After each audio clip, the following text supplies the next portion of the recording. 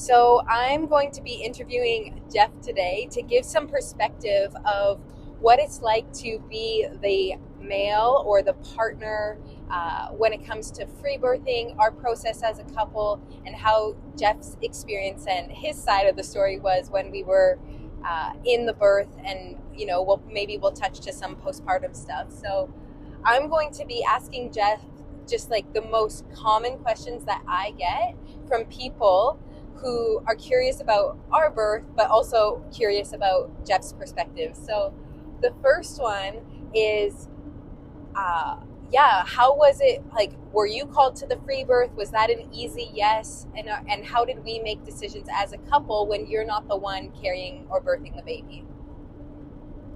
I think this starts way before you have the baby.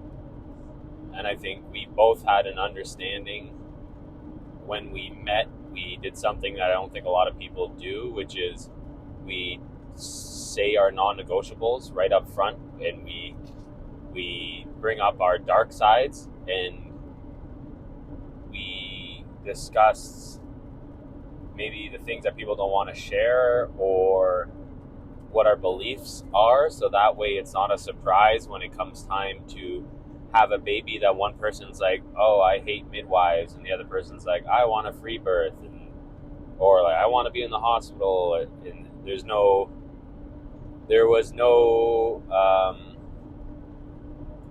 disagreement on much when we decided we were going to have a baby. We kind of knew what we were going to do, minus some of the events that took place, because you never know the exact details and how it's going to go down. But there was no disagreement on how we seen it going down and what our beliefs and I guess our standards of what we wanted. Yeah. So I didn't have to lecture Dariya about not getting an ultrasound because she didn't want to get an ultrasound, and I didn't have to lecture her on the science. This also, to preface this with, I've been a natural health advocate for 15 years, so I've listened to probably hundreds, if not thousands of hours about natural birth, the risks of many of the procedures. So none of this was new to me. I wasn't caught off guard. I knew what the good, bad, and ugly was when it came to the whole pregnancy and the system, and what to avoid, what you could let in, what you couldn't, what emergencies are, what aren't. So I wasn't caught off guard, and I was already educated. So it wasn't difficult to say, hey, let's get a midwife, and if we don't want to use them, we won't use them, or we won't call them until the baby's born, if that's what we want to do. Yeah, and I can attest to that. So Jeff and I did not, have any conflicts as a couple in terms of decision making in our process, but we did definitely have lots of conversations when things came up in our journey to kind of work through the details, because every situation, every context is so different. And for us, there was a lot of conversation together to make decisions together to create the space, the container, and kind of visualize our birth. So another question I get a lot is, were you scared? Or how was it leading up? Were you ever scared about being, so our vision of the free birth was just Jeff and I in the house for the birth itself. So there was really nobody other there that was anyone else in the room that was planned to be there. So did you have any fears about holding that space for me, especially it being our first birth together? I think, again, prefacing it with that, I had a lot of self-guided education before we even met. So it's not so I had a lot of know-how, I guess, and then stories of people free birthing. One of the stories I love to reference all the time was one of my friends, Robert Scott Bell. He's a big podcaster, and he would tell the story. He was traveling through Africa on the train, and all of a sudden the train stopped.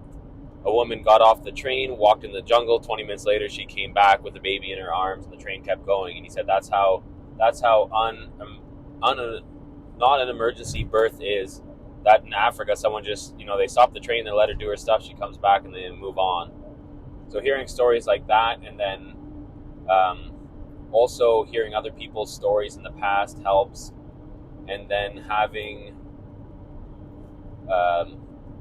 found free birth together, because as we were denied by the midwives and then looking at options, one kind of just fell into our lap. As a podcast I enjoy listening to. We were looking for things to listen to before we fell asleep one night, and then stumbled upon Yolanda from Free Birth Society. And then hearing her explain everything, and then the ring of truth in all her words, it was just like, yes, we want to hear more. This sounds amazing. And then you hear an advocate like that, and there's always fear from the programming that we've had, but knowing my truth and knowing, nature doesn't make any lies or mistakes, kind of really dissolved. Like, there was maybe some fears, but a lot of that goes away when you just trust in like God and nature and your body or great spirit or whatever belief system you want. It doesn't have to be religious, just trusting in nature to take course. I think that helped a lot with not having a lot of fear that we've heard from other people and couples, where one wants a free birth and the other one's like terrified, like, no, we're not going to do that. So I think that it's a special circumstance, once again, that I'm not like most husbands who, have listened to hundreds of women tell birth stories and talk about their birth and complications or birthing out the system. So it's like, not the average guy isn't listening to, birth stories and stuff like that before they even ever meet their partner. So it's kind of a special circumstance. Yeah. And even with that, there was still a lot that Jeff and I didn't know going into it. And this is where there was still this process of more education on our journey. But I just want to add a piece. So when I work with women, I oftentimes tell women, okay, when you're pregnant and you have fears, doubts, insecurities, sensations that come up, how you respond to them during your pregnancy is a direct reflection of how you might respond to them during labor. So every one of those experiences in your pregnancy is an opportunity to learn, maybe rewrite a script, rewrite a pattern of how you react to, discomfort, unknown, all of that. And how this relates to Jeff is that I had trust and full trust in Jeff to be my support in my space, because Jeff has demonstrated me time and time and again in our life, in our relationship, that when there's unknown, when there's, like when we're tired, when we're pushed to our limits, Jeff stays calm and solid and, like a rock. He can be that for me when we have, obviously it's not birth, but different situations that have come up in our life. Jeff holds that space really, really well. So for me, he had demonstrated, without even talking about it, that he can hold that space. So I guess my next question for you is, when you were preparing for the birth, were you more of a, I know this is my role, I'm going to offer this, I have these things that I'm going to do at this moment in time? Or did you more just like go with the flow, go with your intuition during the labor? You let me know which one you think I am. Actually, I think you're a little bit of both. Maybe a bit of both. Yeah, I go with the flow, but I what do they call it? Thinkitate. It's not meditate, but you're constantly. I role play 10 million scenarios in my head, one after another, of what could happen and how I would intervene or what I would do, and that's kind of just how my mind works. I'm always thinking of every possible scenario and kind of like war gaming in my head of, what do you do if a bear attacks you? What do you do, like, if this car swerves at you? How are you going to handle it? And with the birth stuff, it's like, okay, like, I'm gonna offer her juice at this point. I'm gonna get coconut water, and I'm gonna have this and like this, and like when this happens, I'm gonna go get the towels, and when this happens, this is what I'm gonna do. And if she says this, I'm gonna comfort her, and like if she says she needs to go to the hospital, I'm gonna convince her not to. Like, so that's kind of the way my mind works. I think looking back, so you were mostly like, I don't even think it was go with the flow, but you were just responding to me. So when I was like, I think I'm going to puke, you grabbed the bucket, you grabbed our placenta bowl and gave it to me, to avoid a mess. Or like when I was fluctuating hot, cold, like you responded from my needs. I was saying like, I want this, and you helped me with that. But I would say the thing that you were most prepared for, that you did like air quote plan for was I think of like the homeopathics. I think of, more around my postpartum of making sure that I was being nourished well after. It was almost like after the baby was born that I think you were more prepared for that, or I don't know. Do you have anything else to say about that? I would say mindset wise is, and this hurts your feelings, like you need to toughen up, but women are naturally more emotional than men. That's, and that's always not the case for absolutely everybody. I'm not going to pinhole everyone into a category, but if I were to move like grass in the wind to all of your emotions, I would not be any good to you. So if you're like in pain and I was like, oh God, oh no, like you would look to me as the rock or the anchor, and you'd be like, oh God, like what the hell is this guy doing? Like I can't count on him. Yeah. So like staying neutral the whole time was one thing I knew to do. Like don't fluctuate with your emotions, because that's not what I'm there to do. I'm there to just be like, it's almost like when you're in a storm and there's that one tree you can kind of look at and be like, oh yeah, he's holding it down. Like he's not going anywhere. We'll be okay. It's almost like the analogy I think of, like if you're a sailboat and you're in a big crazy storm, but there's like a little piece of land in the distance. You just keep watching that piece of land because it's the one thing that is like solid in your view of all the chaos. It's like I had to be that, because if I was the waves, well, we were all screwed. We were all too so wavy. Like kind of being ready at a moment's notice to pivot, but also just being like not excitable, not like when you said like you couldn't do it anymore and stuff, like it's like I'm not there to like echo it back to you and be your echo or be a mirror. I'm there to just like, hey, if the waves are getting too crazy, you can just hold on to me and it'll be steady. And that's like the mindset I had, is like, you got to be like solid. You got to be the anchor in the situation and like act when it's time to act, obviously. But like if you said you're cold, I couldn't be like, oh my God, like let's get you more blankets. I couldn't be a nervous wreck. I had to be solid. Okay, that leads to my next question. So did you ever have any doubt within me in the process? Because I definitely had moments of doubts of just like being super tired and exhausted, and speaking that out loud to you. Did you ever have any doubts that I couldn't do it?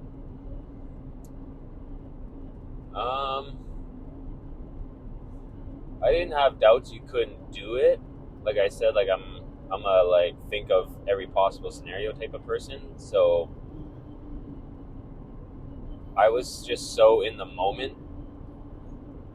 I wasn't thinking 3 hours ahead of time, like, oh, if she doesn't do this, I'm going to have to rush her to the hospital. Like, I didn't think about that at all.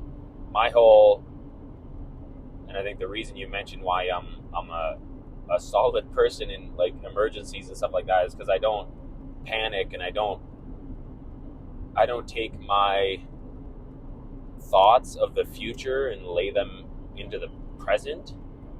So I wouldn't, stir myself up or down to be like, oh my gosh, maybe she can't do it. It's like, if that thought pops in your head, you just get rid of it and be in the moment. And if all of a sudden you tore open and the baby fell out, I'd be like, oh my gosh, okay, time to go to the hospital. Like, but if I spent my whole time worrying about that, the energy I'd bring into the room and the situation would just be brutal. Well, we wouldn't even go to the hospital if I tore, but but anyway, you know what I mean? Like if something emergency, like say you had passed out. Yeah, or I'd probably, like severe if something, who knows? Yeah, if something crazy would have happened, I would react to that. I wouldn't react to my possible like thoughts in the future. So like, no, I thought you could do it. It's like, yeah, of course, thoughts cross your mind, and I can't let them take over.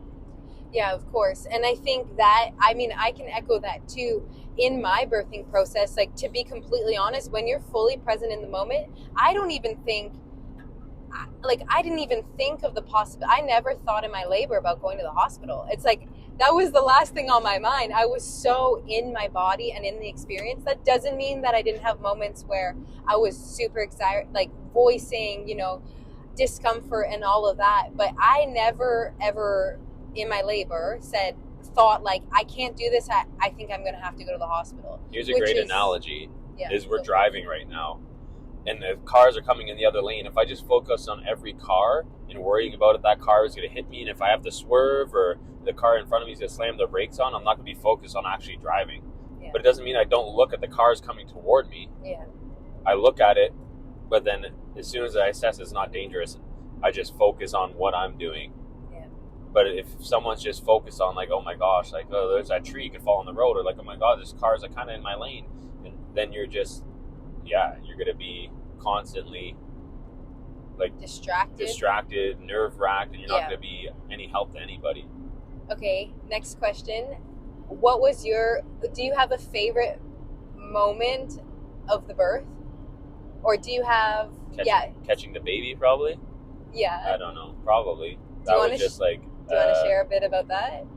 8 hours, 26 hours later, sleep deprived, and doing all the work. She did nothing, and then the baby comes out, and her head came out, and our friend Britt was there.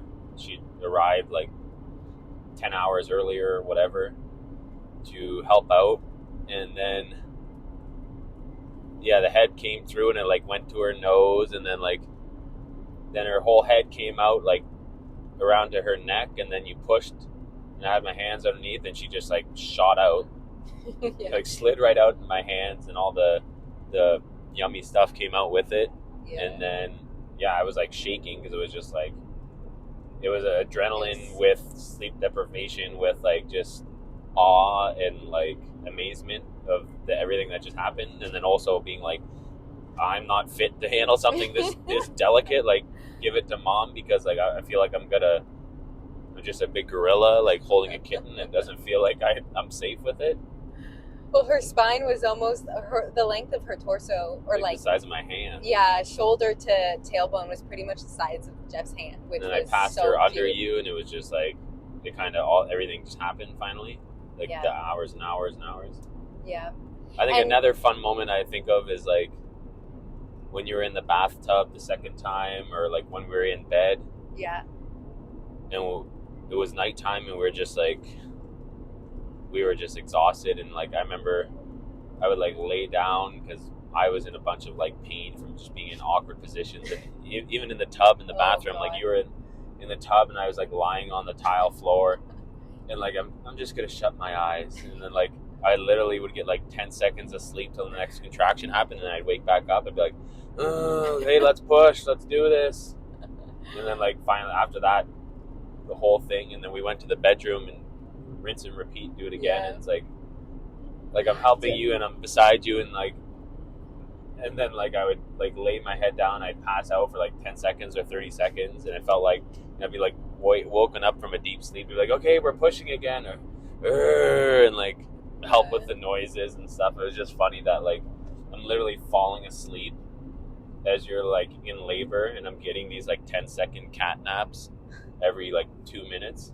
And the funny piece about that is that I had no idea that Jeff was actually catching a little bit of sleep in between every contraction, because my eyes were pretty much closed, and I was just in my own experience the whole time. I knew Jeff was there, because he was, one thing I loved is that he would like, moan or groan or whatever you want to call the sounds that I was making with the contraction, like that low kind of cow sound. I'd wake up with like my eyes closed and be like, yeah, okay, let's do this. And then he would do it with me, and then he would just pass out and get some sleep in between. But I honestly like barely looked at Jeff, and I wanted to share one thing about you catching the baby. So that was something that we had agreed on already prior. So when we were close, I was on my hands and knees. Jeff and I had agreed that no matter what position I was in, this is my first birth. I love the saying that like the mother gives birth, the father receives birth. And so I wanted Jeff to catch this baby. That was how we wanted to, have this baby enter into the world. And so when that moment happened, like I knew Jeff was there, even through the sleep deprivation and all that. He pulled himself together and was able to be there for her emergence. Like the last 3 hours where like we knew it was happening. Yeah. Because it felt like it was stalling for a long time. Yeah. And then finally, when it was like everything shifted because you were exhausted, I was exhausted, and then everything shifted, and like you got a burst of energy, and like we all like I woke up like my sleep deprivation was gone because it's just like an adrenaline thing. It's like all of a sudden the mood in the room changed. Yeah. You changed, like you went from like, oh my god, I can't go on, to like, okay, I can pushing. Feel it coming down. Yeah, and then it was like it got real. Yeah. And then like the last like I'm saying 3 hours is probably like 6. But I don't even know. That last stretch was like, oh, okay, like we're all hands on deck. It's happening. You knew it was happening. Yeah. You could just tell. Because we were like, oh my god, like there was one point in the second day, where you're like, I can't barely walk and all this stuff. But like in that last part of where the birth happened, it was like, like everyone was just wide awake. Like there was no like falling asleep or anything. Like we all knew it was happening. Okay, one more funny story, and then maybe we'll just talk quickly about postpartum. But I had called one of my friends, and she had reminded me to do like a deep, low, like cow moo sound. And so Jeff was doing this with me to remind me to go deep and low. And didn't I say to you at one point, I was like, is that your best moo? Or what? Did I say Danielle say that to you? No, I said it to you. So Oh. Jeff was like mooing with me. And you know, a laboring woman is like, in my perspective and in my experience, it's like there's no filter, you know, whatever's coming out is coming out. And I remember Jeff was mooing, and I was like, come on, that's your best moo, because he was my reminder to like go deep, go low, and kind of bring things down into my body. Okay, so maybe we'll shift to postpartum now. So is there anything, what was your role postpartum? How did you enjoy how we, held the space? And what are your thoughts now? So just for context, we're about almost 6 months postpartum from our birth. Being in bed with you, the baby, was like awesome. I think having Britt there, having a friend to like make meals and like that is a must-have 100% for anyone, I would say. Not just like even for me, like not to like we were sleep deprived, probably slept for I don't know how long, 12, 14 hours. Well, you didn't even sleep actually. You slept like 3 hours that night. I got a bit of sleep. You got more sleep than me. Which like, kind of needed to help you. Yeah. But then just having the ability to like, okay, let's all rest and recover in bed, take care of you. And like the birth, that's a story for another time, but like the birth didn't end when the baby came out. There's a whole nother like 8 hours of shit that went Placenta. down. Yeah. So finally, like long story short, then we're able to rest. Britt's able to like make us soups and like drinks and stuff so we could stay in bed. That was super helpful. And then I think after like a day or two, I was able to be not like be less in bed with you, but I can move on to like take care of the dog and take care of house stuff, and like I could help out with food stuff and whatever, and Britt could take a little break. And I remember it was day 3 where I wanted baby to go outside for the first time, and you did that with her. It wasn't me, because I wasn't ready yet to like go down the stairs and all that. So I remember that. Took her outside in the sunshine. And you took her outside in the sun because it was a nice sunny day, and I wanted her to see the world when she was away. A little booger butt outside without me. And I guess how was like the lotus birth? How was having the placenta there for you, and the ceremony maybe with burning the cord with our moms? Like, is there anything that stands out that you want to share as the perspective of the partner? Well, we didn't do a full lotus birth. The cord dried up.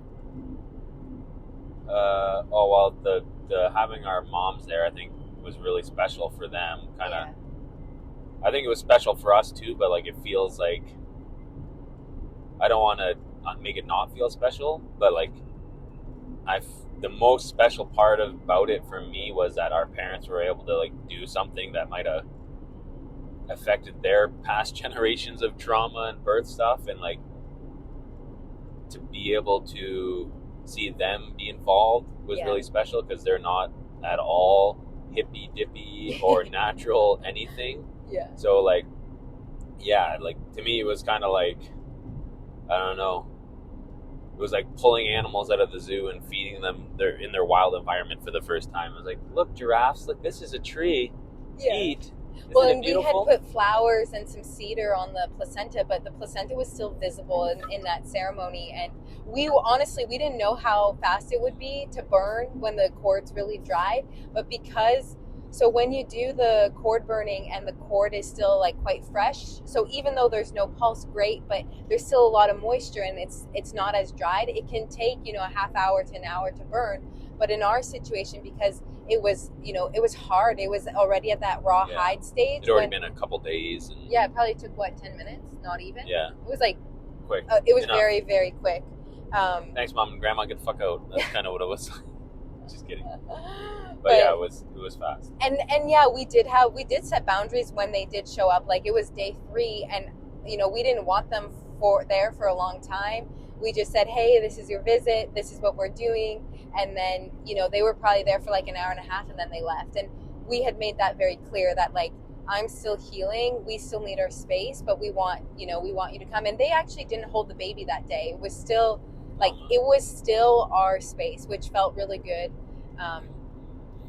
I guess, is there anything else you want to say to close of your experience as the partner? The best time to plant a tree is 10 years ago. The next best time is now. I think our story might be unique or it might not, but like knowing your values beforehand, preparing for your birth years ahead. Like, we had just met and we talked about like preparing our bodies and like in the world today, like detoxifying the salt from everyday chemicals and just everything. It's like, like it began as soon as we met almost, like, hey, this is fun and I think this could be a long-term thing, but like, let's also, if we're gonna think about children, let's prepare our bodies and not just, wait for the accident to happen or a slip up or whatever word you want to use that makes you feel better. But it's like, be preparing years in advance, and if you can't, do your best in the moment now.